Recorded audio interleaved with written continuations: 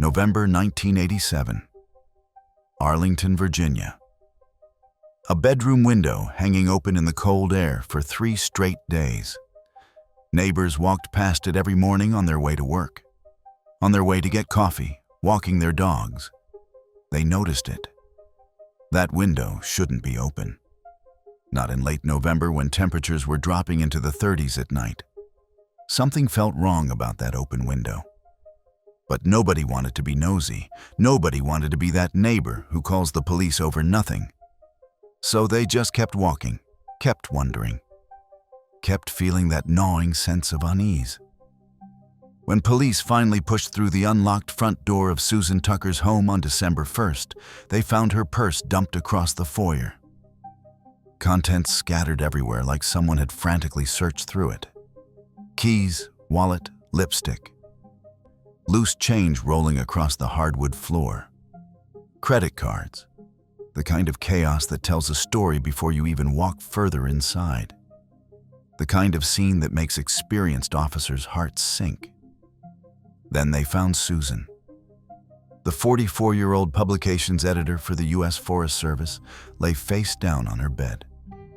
Hands tied behind her back with rope, feet bound, a ligature wrapped around her neck. She'd been gone for days.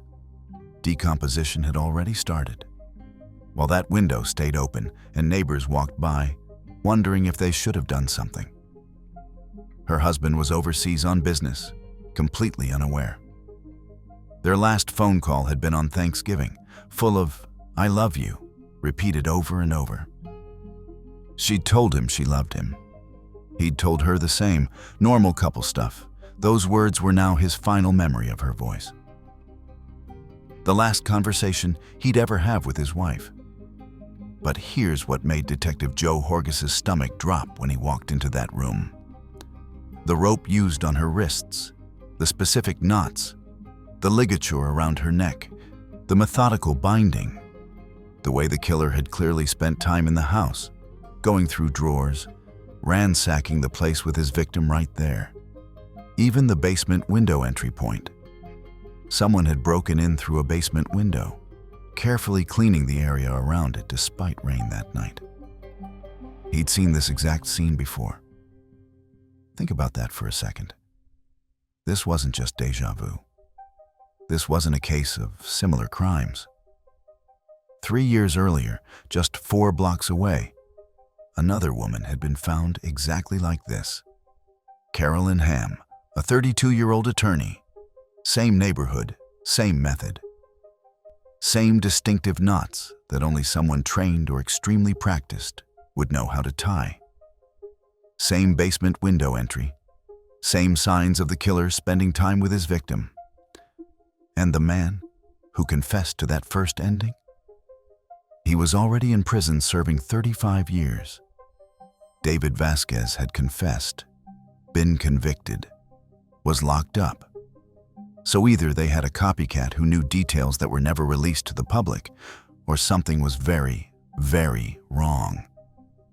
Joe Horgis was a burly ex-football player who'd been working robberies and assaults for the Arlington County Police. He described himself as a persistent kind of fella, which is detective speak for "I don't give up." When he interviewed David Vasquez about the Carolyn Ham case, that first ending from 1984, something felt completely wrong. Vasquez had an IQ under 70.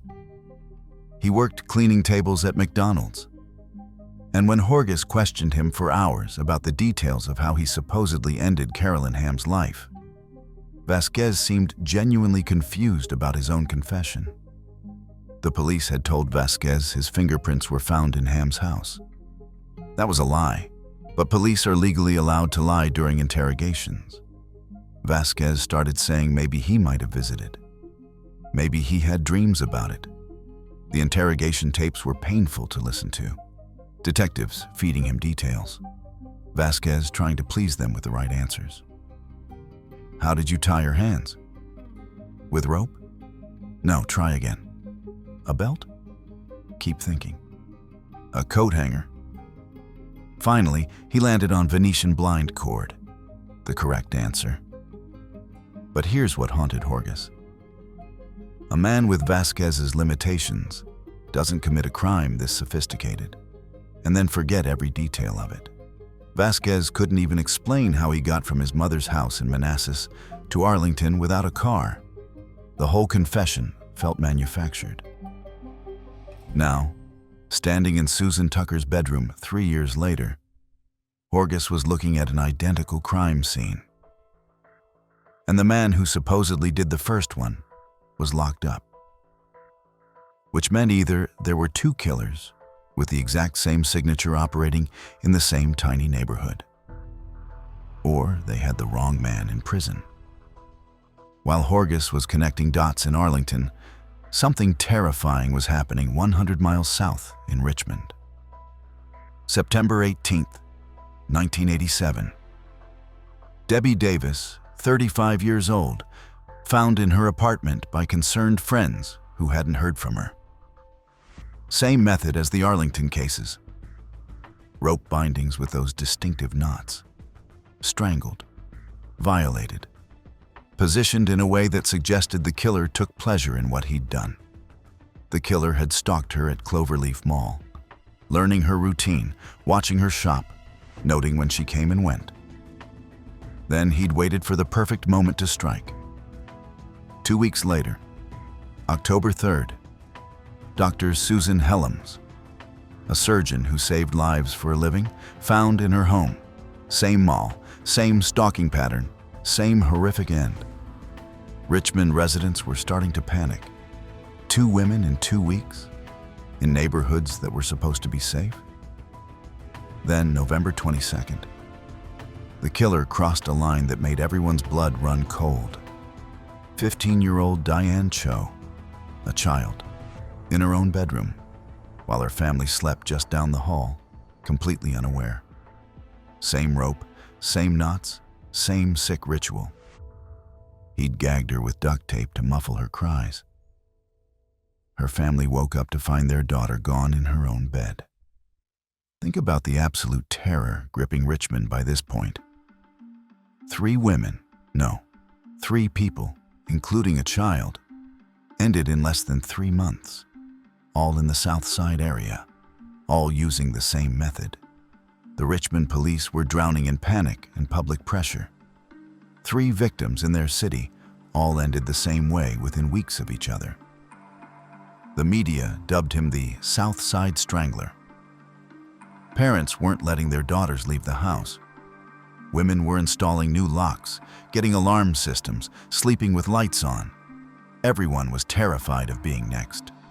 When Horgus called Richmond suggesting their cases might be connected to his Arlington cases that were years apart and 100 miles away, they basically laughed him off.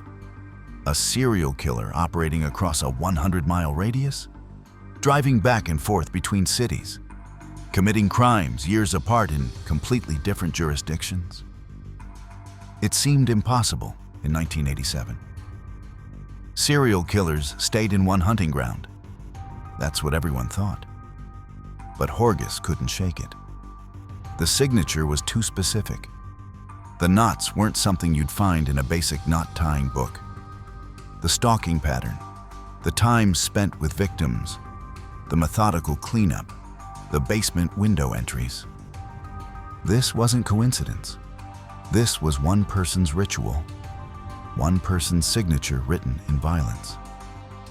Here's where this story gets wild.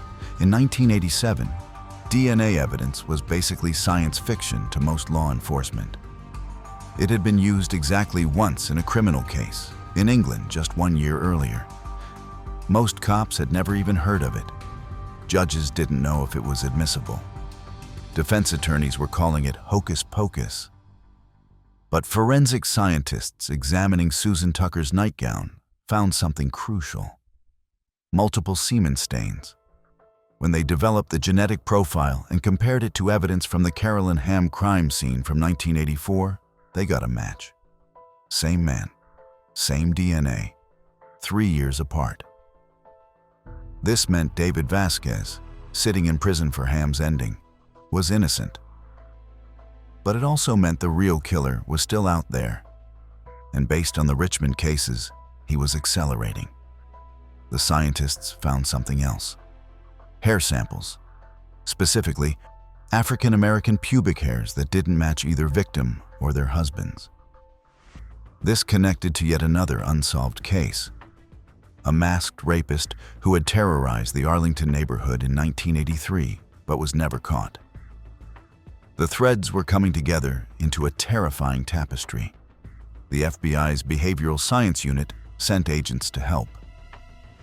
These were the guys who had interviewed Ted Bundy, Charles Manson, David Berkowitz. They knew how serial offenders thought. Their profile was disturbingly specific. Male, aged 18, 30, quiet loner, menial job, troubled relationship with mother. And here's the detail that made Horgis's ears perk up. He probably started his criminal career with arson. Arson is a common precursor for serial offenders. It's about control, power, watching something you created destroy itself. The profile went deeper. This killer stalked his victims, learned their routines, knew when they'd be alone. He entered through basement windows, which required skill and strength. He wasn't some disorganized attacker. This was planned. But the most disturbing detail came from medical examiners. The killer would periodically loosen the bindings around victims' throats. Let them breathe. Let them beg. Let them think they might survive. Then he'd tighten the rope again. He was playing with them, like a cat with a mouse. One victim had a shoe print on her back. He'd literally stood on her while she was bound. Complete domination. And he masturbated on his victims, which seemed degrading and horrible, until forensic scientists realized something. That semen was going to be his downfall. He was leaving his genetic signature at every scene, not knowing that science was about to catch up to him. Horgis decided to gamble everything on DNA evidence. He sent samples to Life Code's laboratory in New York. The process would take 10 weeks. But first, he needed a suspect. Following the FBI's guidance that rapists typically start close to home, Horgis drove to Green Valley, the neighborhood where the masked rapist had first struck back in 1983. He drove around for hours, looking, thinking, trying to make connections. Then a face popped into his memory. A juvenile offender he dealt with years ago. Just a teenager back then. Got into trouble for burglaries. The name was right there, just out of reach. You know that feeling? When something's on the tip of your tongue but won't quite surface? For days, Horgis drank coffee and stared at files, pored over probation records. The name danced at the edge of his consciousness. January 6th, 1988. He was sorting through records when it finally hit him. Timothy Spencer, Timmy Spencer, the troubled kid who'd burglarized houses in Arlington. Horgis rushed to the computer, ran a driver's license check. There it was.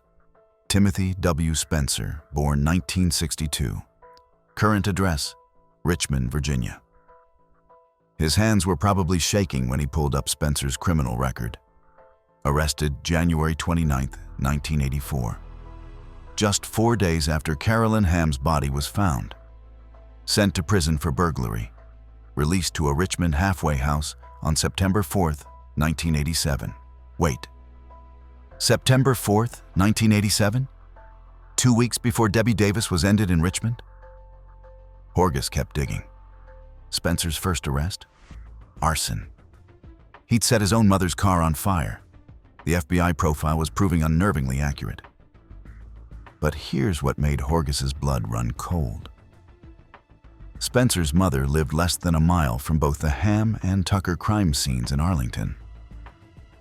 And the halfway house records showed Spencer had signed out for Thanksgiving weekend, 1987, to visit his mother. Thanksgiving weekend, when Susan Tucker was ended. Think about that timeline for a second. Spencer gets out of prison in early September. 2 weeks later, Debbie Davis is found gone in Richmond, just blocks from his halfway house. 2 weeks after that, Dr. Helms. Then the 15-year-old girl in November. Then Spencer goes to Arlington for Thanksgiving. And Susan Tucker is eliminated. Every single ending lined up perfectly with when Spencer was free and where he was staying. January 20th, 1988, 5:50 p.m. Police converged on Spencer's halfway house in Richmond. They'd been watching him for days. Saw him spending hours at Cloverleaf Mall, the same mall where multiple victims had been stalked. Saw him violating parole by staying at his girlfriend's house. He was hunting, looking for his next victim. When they arrested him, detectives found something strange drawn on his mattress, an infinity symbol. Spencer was 25 years old, quiet, unremarkable, the kind of guy who blended into the background. Nobody would suspect him of anything. Detective Horgus tried to get him to talk during the long drive from Richmond back to Arlington, tried to get him comfortable, mentioned his old neighborhood, his mother. Spencer barely spoke. The interrogation went nowhere. No confession, no admission, nothing. By 2 a.m., Horgus was ready to give up. But they had his blood sample. Now it was just a matter of waiting for the DNA results. March 16th, 1988. The DNA results came back. Perfect match. Spencer's genetic profile was identical to semen samples found at the Susan Tucker crime scene, and at Debbie Davis's scene, and Susan Helms, and every single crime in both cities. The probability of it being someone else? Less than 1 in a million.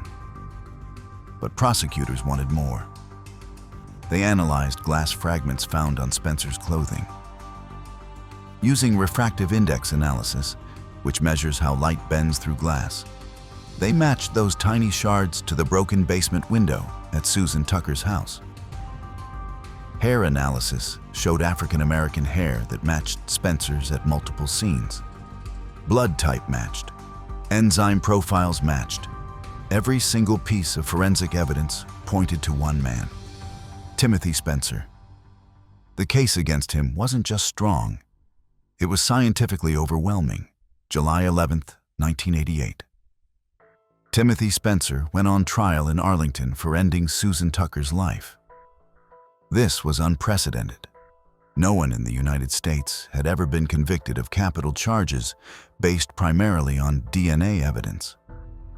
Defense attorneys argued it was junk science, unproven, unreliable. Judge Benjamin Kendrick had to hold a special hearing just to determine if DNA evidence was legally admissible in court. He studied the science, consulted experts, and made a decision that would change criminal justice forever. The DNA was admissible. For 6 days, the jury heard testimony. Forensic scientists explained genetic matching, showed them the X-ray films of Spencer's DNA profile next to the crime scene samples. The patterns were identical. They heard about the glass fragments, the hair, the blood, the timeline that put Spencer at the scene of every single crime. They heard about his criminal history, the arson, the burglaries, the pattern of escalating violence. On July 16th, 1988, after less than 7 hours of deliberation, the jury returned a verdict. Guilty of rape, guilty of burglary, guilty of capital ending of life. Timothy Spencer was sentenced to end his life. He became the first person in the United States ever convicted of capital charges based on DNA evidence. But the story doesn't end there. Remember David Vasquez? The man with an IQ under 70 who'd confessed to ending Carolyn Hamm's life in 1984? The day after Spencer's conviction, Detective Horgus walked into Prosecutor Helen Fahey's office. But he wasn't there to celebrate. He was there to talk about freeing an innocent man. The problem was the DNA samples from the Ham case were too degraded after years in storage. They couldn't directly test them against Spencer's DNA. But the circumstantial evidence was overwhelming. The identical method, the same signature, Spencer living less than a mile from Ham's house, being arrested just days after her body was found. The FBI's legendary profiler, John Douglas, the guy who inspired the character in Silence of the Lambs, got involved.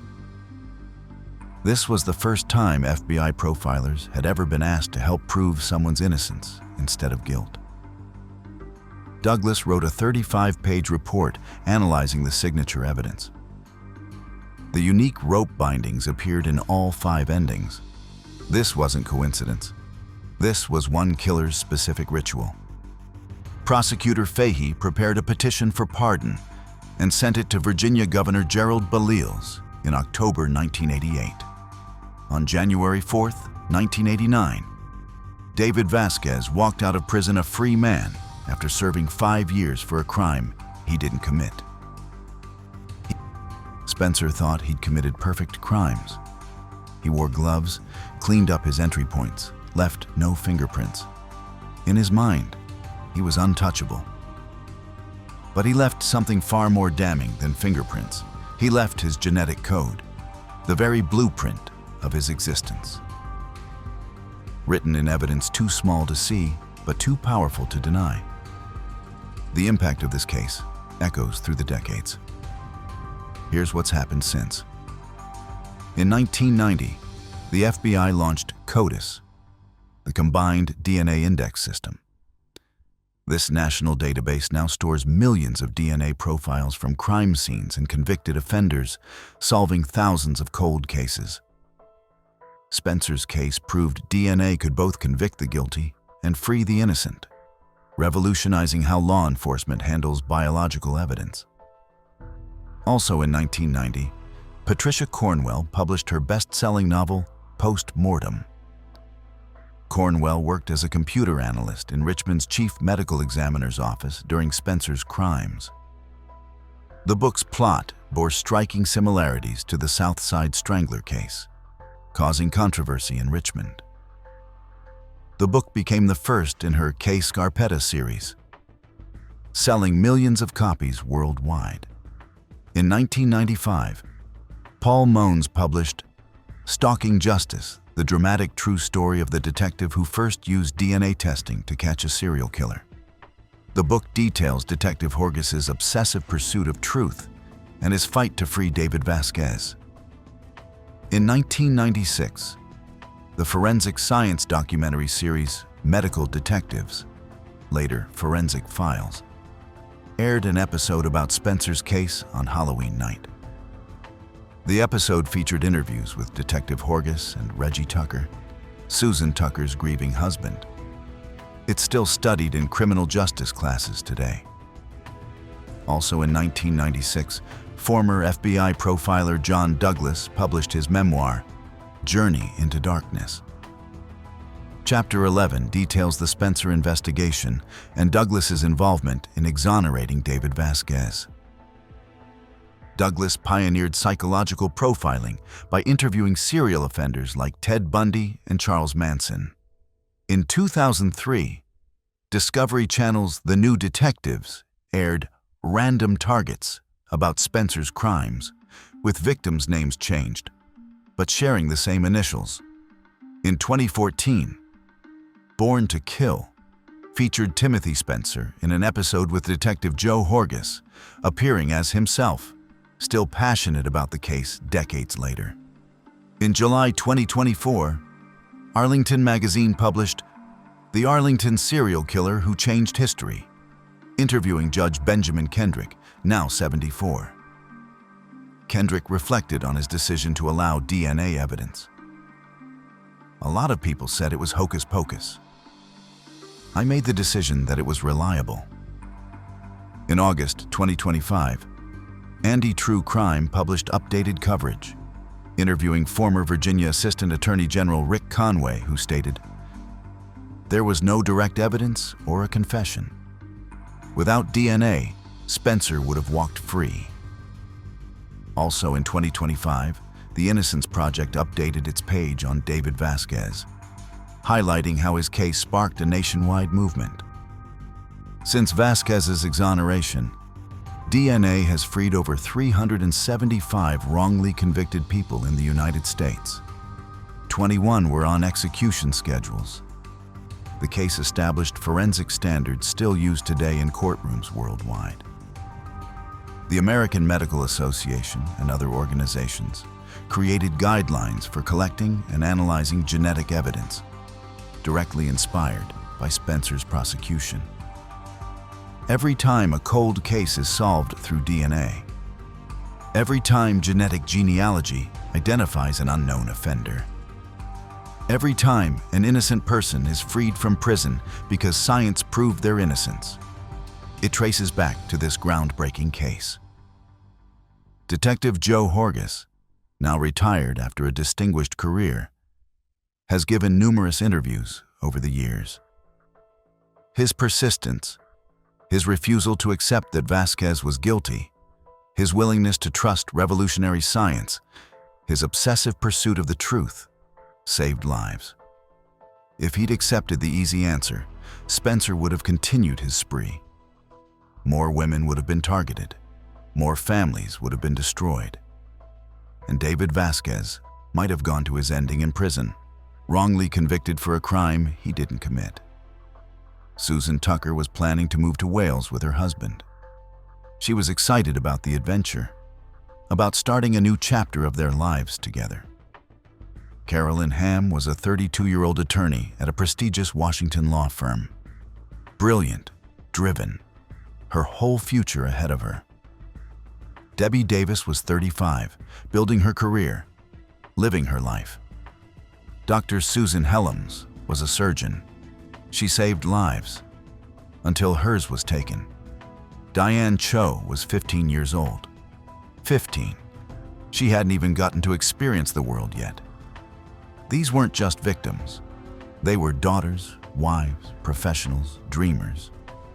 They had families who loved them, friends who missed them, careers they'd worked years to build, dreams they'd never get to achieve. Timothy Spencer took all of that, not in a moment of passion or rage, but methodically, carefully, with planning and precision. He stalked them, learned their patterns, broke into their homes, and made their final moments a nightmare of terror and pain. But here's what Spencer didn't count on. Science doesn't care about your plans. It doesn't care how careful you were, how methodical, how clever.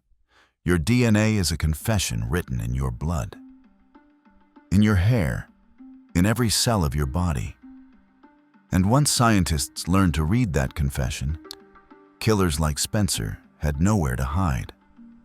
This case wasn't just about catching one serial offender. It was about revolutionizing justice itself. Think about every cold case solved in the last 35 years through genetic evidence. Every unknown offender identified through DNA databases. Every innocent person freed from prison because science proved what detectives couldn't.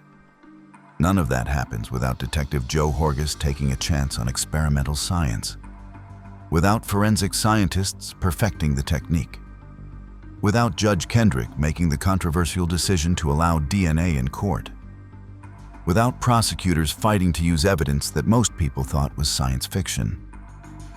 And none of it happens without Timothy Spencer being arrogant enough to believe he'd never get caught. He thought he'd committed perfect crimes, but perfect crimes don't exist. Eventually, science catches up. Eventually, the truth emerges. Spencer's downfall wasn't bad luck or a sloppy mistake. It was the inevitable march of human knowledge. We got smarter, our tools got better, and the very essence of what made him human, his genetic code, became the instrument of his own ending. The victims finally got justice. Not immediately, not without mistakes along the way. David Vasquez suffered for 5 years before he was freed. More women were targeted before Spencer was caught. The system failed multiple times. But in the end, the truth won. Science prevailed over deception. And a monster who thought he was untouchable ended up in an electric chair, still not understanding how the semen he left behind had sentenced him to end his life. That's the legacy of the Southside Strangler case. Not just that one killer was caught, but that a door was opened.